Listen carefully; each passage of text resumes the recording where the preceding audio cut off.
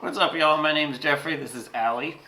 Um, we've noticed over the years a number of alarming things happening in our area that we think haven't been investigated enough or not enough tension has been put on. So we are going to be making a series, starting with this one, basically doing some objective investigations, kind of boots on the ground kind of stuff, and bringing it to the internet, and hopefully have you guys help.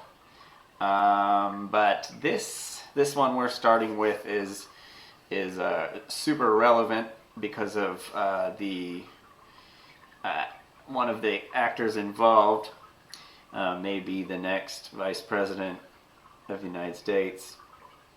And but this is the story of Matrice Richardson, who was a 24-year-old girl who disappeared in September of 2019 under extremely strange circumstances. She was a college student who was studying psychology. She was interested in psychology because she herself had some mental health problems, and was just wanting to learn more about it and make a job out of it, obviously. But anyway, out of nowhere, Matrice drove to Malibu, California, to a restaurant called Joffrey's. That's a really bougie restaurant on the cliffs in Malibu, and was obviously in the middle of some sort of mental breakdown or something, because she showed up. She really had no reason to be there. She was planning on going to Pepperdine, which is in Malibu, so they thought that maybe she drove there to go check out her school, but she ended up at this restaurant. She dropped off her car with the valet, and then she jumped into the valet's car and started looking through his CDs, and he said she was jabbering on about avenging the death of Michael Jackson or something, and then he kind of corralled her into going into the restaurant, and he told the manager, hey, look, like, this lady's kind of bonkers or something, on drugs or something. And then when she went into the restaurant, she sat down at a table full of people and started talking to them like she knew them. And I guess she was pleasant enough that no one really minded it. It's like she wasn't like a crackhead or anything. She was just having a really bad day or a really bad meltdown. Yeah, a bipolar episode. Yeah. Apparently she was bipolar. It was confirmed later by her family. So she ended up, one of the people at the table she was sitting with was like, oh, are you going to eat? And she kind of, I guess she took that as like, oh, get something to eat. And she ordered some food and a drink. But then she didn't have money to pay for it. And she was acting erratic enough that the manager of Joffrey's called the police. During that time, the employees were kind of like, oh, well, we'll just pay for it. Don't worry about it, because she was obviously having, some sort of episode, and calling the cops might not have been the right thing to do at the time. But she felt that if she let her go, she might drive off and get in a car accident or something like that. So she called the cops, and the cops came. They did a sobriety check on her, and the police officer in his report said that she was not intoxicated, just a little ditzy. And ditzy, ditzy's like not a word you would use in a report if it was something that was just ditzy. Like if a cop pulls over a valley girl and she's a little ditzy, he's not going to write his report. It was obviously something unusual enough to warrant writing about it in his report. So anyway, they were going to let her go with a ticket, I believe. But the cops told the manager, basically, it's kind of, if you don't press charges and we let her go and she gets an accident, it's going to be your fault. So the manager pressed charges, and she was arrested. And they towed her car, where they found her wallet, her purse, her phone, all her stuff. She had money. So obviously she was having some sort of a mental breakdown. So they arrested her and they took her to Lost Hills Sheriff Station, which is about 6 or 7 miles inland from Malibu. It's a very, very, very high-end area. Drake lives there. Lots of famous people live there, big fancy houses. Anyway, kind of rural-ish. Not rural by American terms, but rural by LA terms. Like, there's definitely houses around, but not as compact as you may think of Los Angeles, skyscrapers and stuff. It's definitely like a wooded area, big homes, lots of land. So they took her, they arrested her, they took her in. I guess she was just babbling on about nonsense the whole time. And when she called her grandma a couple times and got through to her, and then her mom called into the police station, was like, hey, are you guys going to let her go tonight or tomorrow? Because, if you're not going to let her go tonight, I'm not going to drive down there 2 hours, get out of bed at 4 a.m. to go pick her up if you guys are just going to leave me at the door waiting all night. And they're like, oh, no, we're going to keep her in all night, and we'll let you know in the morning when you can come get her. And she was talking to this cop, and she's like, I just don't want to hear about tomorrow that my daughter is somewhere with her head chopped off because you guys let her go in the middle of the night. And the cop's like, oh, no, that's not going to happen. We'll release her in the morning. So this is when things get weird.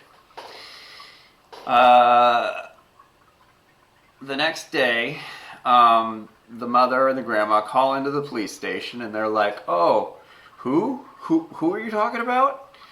And they're like, you guys have my daughter. I talked to you guys last night. You said you weren't going to release her. And the guy's like, oh no, she was released already. We released her at midnight last night. And the mom's just like, what are you talking about? And by this time, she had been missing how many hours? It was she was calling it 6 a.m. or something. So it had been 6-7 hours where they don't know where she is. So they had released her in the middle of the night in a pretty desolate area with no phone, no car, no wallet, no keys, nothing. They just let her go, and she vanished. And then basically the family, they did what any family would do, and raised enough stink to get her story kind of into the mainstream.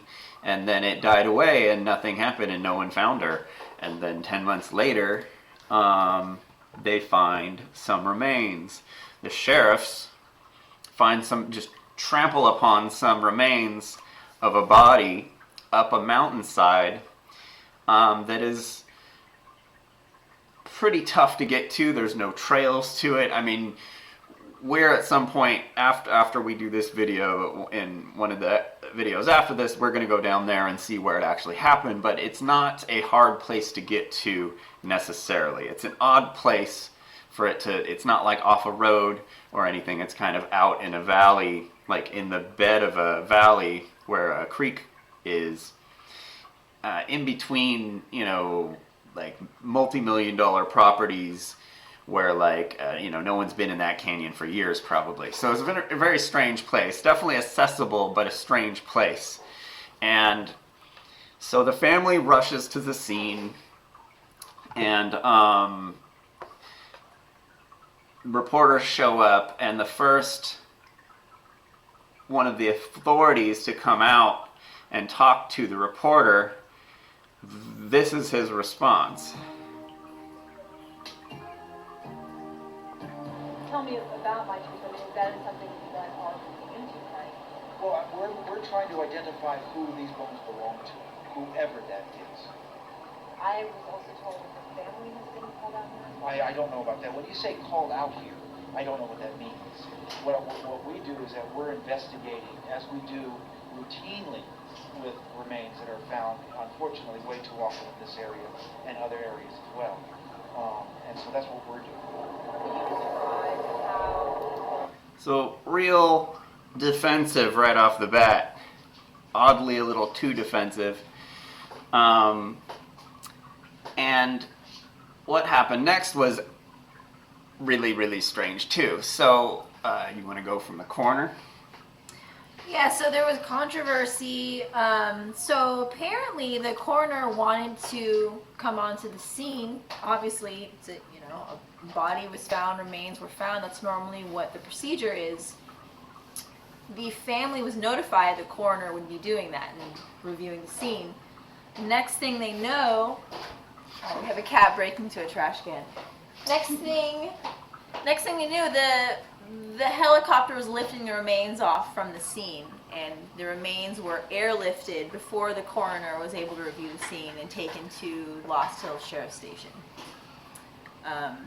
Which naturally the family was shocked, and again that goes against their normal procedure. That goes against all normal procedure for finding remains. The police said that it was basically so hard to get to that they couldn't get the coroner out there, which is just ridiculous. Well, that was one of the excuses. Yeah, And there were then a lot of excuses. They said they were afraid animals would tamper with the remains. The body's been out there for 10 months. Yeah, 10, close to 11 months. So. And it's like, you throw some sheets over it and you have some guys guard it till the next day the sun comes out. Anyway. So, I mean, they basically, the family was there talking to the police officer. The officer was saying, oh, we're going to cordon off the area and we're going to investigate tomorrow. And as he was telling the family this, they fly off with the helicopter taking the remains before the coroner ever sees them. So this was a big, wait a minute, what's going on here? How come these guys are hightailing it out? No one's seen the body but them. But just the sheriffs that just happened to be in the area in this canyon. They said that there was marijuana grows going on. A previous marijuana grow site, which they were checking up on, seeing if it was being used again, and they stumbled across her. And I don't know if most of you know, California is the first place that we got, basically legalized. And for 20 years, you've been able to grow as much weed as you want, basically. Not as much as you want, but as much as you need.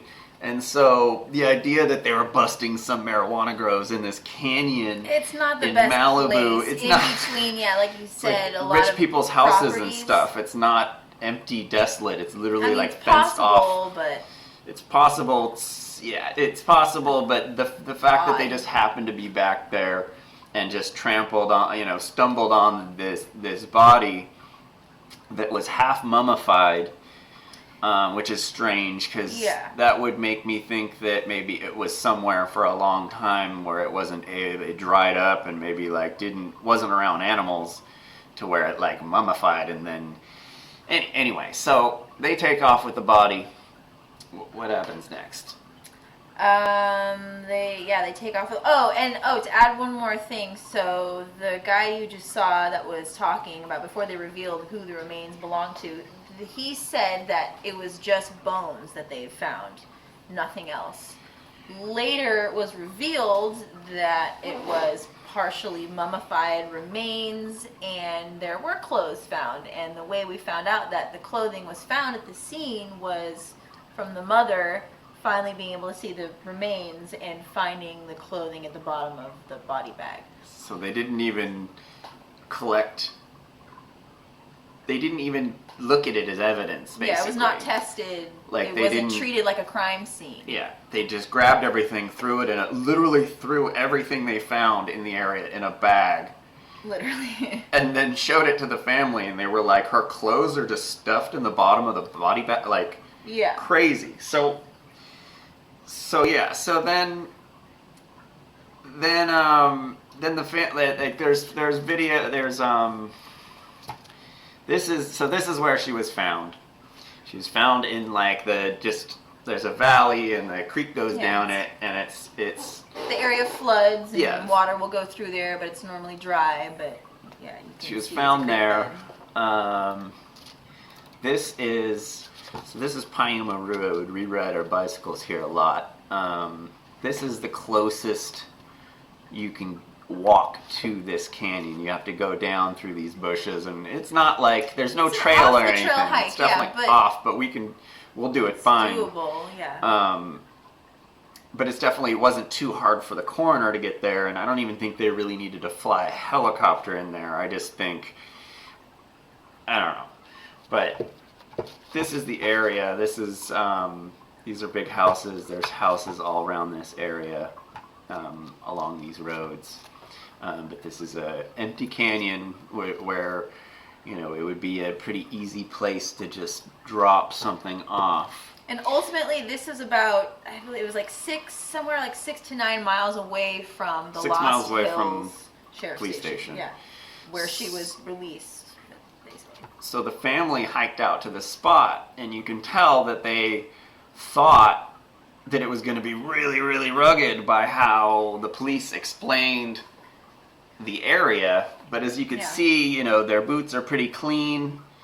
You know, it's really, they're really overdressed for, They made it. you know, they made it, no problem. Yeah. I think there's Granny. There might be Granny there. It's her I mom, don't know. her Yeah, aunt. her mommy and her aunties and yeah. stuff. So they all made it there. They're not, you know, covered in mud and, you know, injured and stuff. So it's really not that hard to get there. While they were there,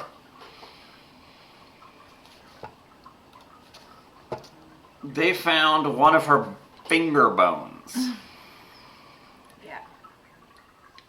So they So- rushed that so quickly. They airlifted the remains so quickly. They literally Didn't missed even grab a finger everything. bone. Yeah. So her her family got the family had to find her finger bone. And it was tested and confirmed it was her. was her DNA bone, match. yeah. That is Maitrese's finger bone. So add that to the strange things. So where are we at? So autopsy's done, can't really be done because it's just, It's too old. it's too Cause old of and dried death up. It's just, she's Cannot be beef determined. jerky, like there's nothing you can really do. So it basically, the whole, as far as legalities go, there's no evidence to cause any more investigation into foul play. That's basically how the police dealt with it from the second it started. Yeah, it was So- ultimately ruled no foul play. No foul play. So obviously the family got, you know, real loud, and Sheriff Lee Baca was questioned. You know, obviously he's the sheriff, so when anyone would question Lee Baca about it, he wouldn't respond. He would just go to the next question. He would dodge it any chance he got, and I think there was one time he mentioned it in, I think a reporter asked him, like straight out at a press release that was unrelated about it, and I think he said something like nothing basically about it. So he was obviously dodging it like the plague. But it turns out Lee Baca is now in jail. Found guilty of orchestrating a scheme to obstruct federal investigation into jails. There were all these complaints about sheriffs beating the shit out of you know, inmates and horrible things happening there. And there was an investigation, internal affairs investigation, and Lee Baca was like conspiring with other police officers to obstruct, and he's in jail right now. Like our like the LA County Sheriff. This is super funny because like no one even heard about this. Like it wasn't even like that big of a deal. But literally the sheriff LA is in jail right now for doing exactly corruption within the jails and the police. Like it's literally what this is about. So obviously he wasn't wanting to comment about it at the time, because he was under investigation for exactly what they were asking him about. So it was obvious he was really nervous and didn't want to talk about that story because obviously he knows something about it. And it was just, he's facing jail time. So that's a little strange. So once you don't get anywhere with the police, you have to go higher up and enter everyone's best friend, Kamala Harris. Basically, she was contacted. Attorney General. The Attorney General of California at the time. Yeah. She was contacted by the family to look into the police station and just kind of look at the whole story, look at the facts and be like, what's going on here? She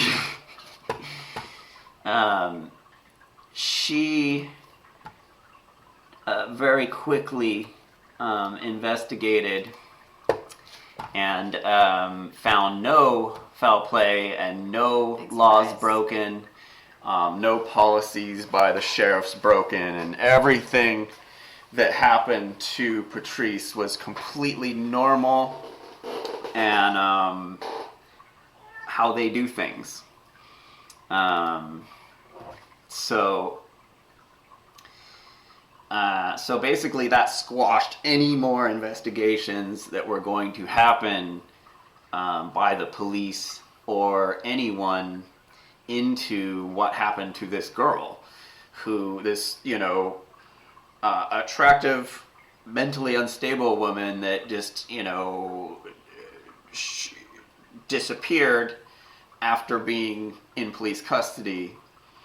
We're never going to know because the Attorney General at the time didn't think anything strange happened. So what you have now is Tim. What is his name? Not Tim. Where's Homie? Homie. No, I think it's So, Tim. fast forward. All this happened in 2010? Yeah. 2010. 2010. 2019. There was a movie, a documentary about Matrice's disappearance called Lost Compassion. And it came out, and basically the producer of the movie was contacted by a psychologist who had a patient that told her that she was raped by, where's his name? I believe it was Captain Tim Martin. Who was the Tim sheriff Martin, at the time. who was the sheriff and Lost the Hill of the Station. Lost Hill Station at the time. There's been a bunch of females murdered popping up in his area, in his jurisdiction, and then he is in charge of the police station that Matrice disappeared out of. He lied to the family saying that there was never any footage of Matrice at the police station. After further investigation, he was forced into releasing the video, but he only showed it to the family, and all the video showed, well, not all the video showed Matrice leaving the station and a police patrol car leaving immediately afterwards. I said it was approximately 2 minutes after she was seen leaving the station. A deputy leaving a patrol car. But homeboy said that there were no deputies at the station at the time of Patrice's it was release. in between shifts, and there was no deputy. So, homie's lying. Homie's... People are saying homie's got murdered women in his jurisdiction. A lady said that he straight up raped her. You can look at this article. I'll leave the link to it. But, and then we have the Attorney General, our possible vice president, possible president someday, maybe, completely covered it up. Yeah, completely covered the entire department. Completely covered it up and completely... Oh, and then, so, afterwards, when a lot of these other interesting bits of information started coming up, the family went back to Kamala Harris, but at the time, Kamala Harris was running to be in the Senate. And so 2016, she took advantage of that situation by being like, "Oh yeah, I'll look into that we'll again. reopen No the case. problem. We'll reopen it. I'm gonna do a full investigation," which she didn't do in the first place. But she said, "No problem," And then basically, the second she won her place in the Senate, basically sent the family the same thing she sent them before, saying, I don't see any problem with how they dealt with your daughter. I don't see any problem with how they've dealt with you since your daughter disappeared. She almost maliciously, denied them. And not only that, so in this letter written back to them saying all those things, they also said that the statute of limitations... Oh, yeah. So because 5 years had gone by, the statute of limitations for basically them being able to charge... The penal code was improper... What did you use the word? It's basically they handled her incorrectly. Improper handling of a jail inmate or something. Yeah. It's some dumb charge. And so that, if anything that Kamala Harris thought could stick, could be that. But since 5 years had gone by, it's not worth it anymore. It doesn't even matter. Nothing would stick because that was in 2014, and so this is I believe they asked her to look into it in either 2015 or 2016. So really, she should have known right when they asked. She should have been like, "Hey, actually, there's nothing I can do because blah blah blah blah." But she's like, "No, so she I just can waited help it you out and then was like, "Oh yeah, oh sorry. Politician. If you asked me oh wait, you did ask me a few years. Oh Yeah. shit, never mind. Sorry, can't do anything." Basically covering up who knows what happened to this girl, who we as a society trusted to take care of her. Their job is to protect and serve, and they couldn't even protect this mentally unstable girl who was obviously having a meltdown. And again, you could see here, this picture of her, that was her when they arrested her.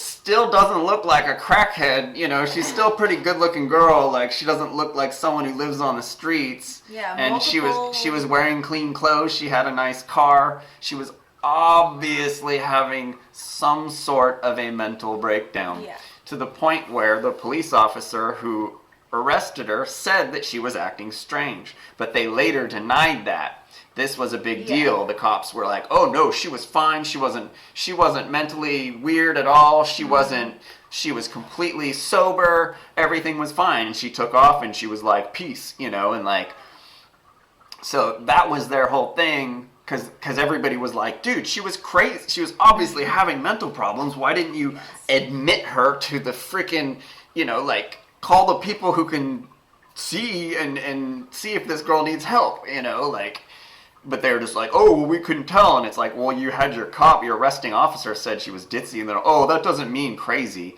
And it's like, if he wrote it down in his report, that means it was unusual enough. He might not have used the right word, because you're not gonna write that some chick's ditzy. Oh, this bitch is this chick I'm arresting is ditzy. I'm gonna write that in my report. That's not what happens. It's It was professional not language. Yeah, It's it was the not- wrong word for something's wrong with this girl. Yeah. Like she's talking about avenging the death of Michael Jackson and babbling on about government conspiracies and shit. And why would you release a young woman? And this is the family's middle of the angle, night, in the middle of in the a night with no resources to get back home, no phone, no money. Her purse, Her car is phone, 6 miles away in locked up in Malibu. her car, impounded in Malibu.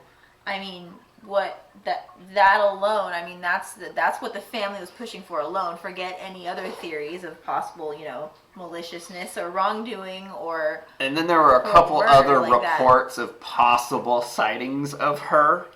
So the cops Well, were like, oh, well, they yeah. saw her over there, then that means she was fine for a while. It has nothing to do with us. But one of the sightings, someone saw her walking through their backyard. It wasn't like a fenced-in backyard. It was like a rural backyard. And he that's called the cops, and the cops came out to investigate. So something either could have happened from the time she left, or she might have slept on the side of the road somewhere and the next day had been walking somewhere and they called the cops and the cops came out. And so she had two, if that was even her, it was another run-in with the cops, maybe the same cops that saw her earlier. Who knows? But obviously something very strange. Attractive, young, mentally stable woman, helpless. Unstable. Huh? Unstable. What'd I say? Mentally stable. Oh, mentally unstable. Yeah. Helpless, like, if there's a predator around, what a better target, like, oh, no one's gonna believe her, she's some crazy black girl or something, like, I don't know, like, anyway, yeah, so, Kamala Harris, big, cop protector, and, Yeah. you know, Time. big cop protector, and Not just that, completely and covered took up this girl's advantage murder. of the situation, took advantage of the family to Yeah, make herself scumbag. Yeah, Talk look about better. scumbag move. Oh, I'm gonna give you guys hope again, and then just crush Yeah. it, just so I Look look at me. cool. Reopening Because the case. I literally have that bad of a record that I can't even I don't even have anything good to show for my career. I have to make things up. Like it's literally that bad.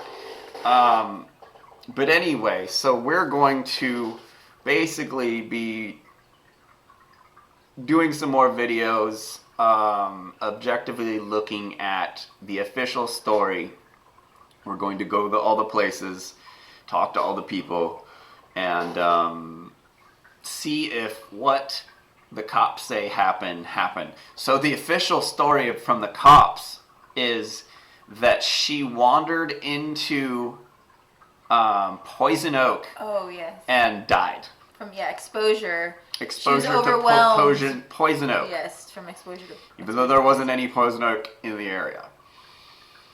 So I think she there might be died. poison oak, but she still, I she mean, crazily ran into the bushes and died in poison oak, is what they said.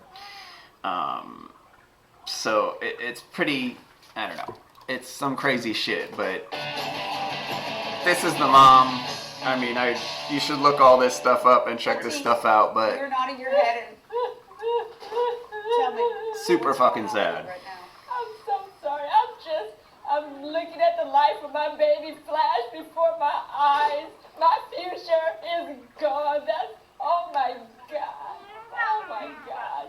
These guys should not be on national TV grieving for her daughter because the LA County Sheriff Department would not let anyone leave at 12:30 at night in an area. You know the sad part about this?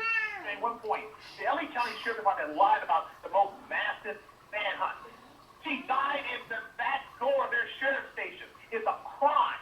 It's an outright crime, and the Sheriff's Department has whitewashed it. I'm not going to make any words. They have lied to the American public about their search for Mike Ferguson. They lied 2 weeks ago at that Las Vegas press conference, and I assure you they will be brought to justice because the American public knows darn well they should never let that woman leave at 12:30 at night. How, Latif, Anyway, so there's a lot of stuff we missed. There's a lot of there's a lot there's more a lot to more this to it case. than just what we went through. But we're going to, if you guys have any suggestions or anything you want us to go check out, we're Yeah. definitely going to go check out willing where to they dive found in. her. We're going to go look at the police station. We're going to go down to Jeffries. We're going to look at all the key places. Yeah, the police did release the exact GPS coordinates of where her remains were found. So, I mean, we would like to get enough Yeah. together to be able to get there. So anyway, hit us up, and we'll keep you posted on the next videos. See ya. Peace. I see what you're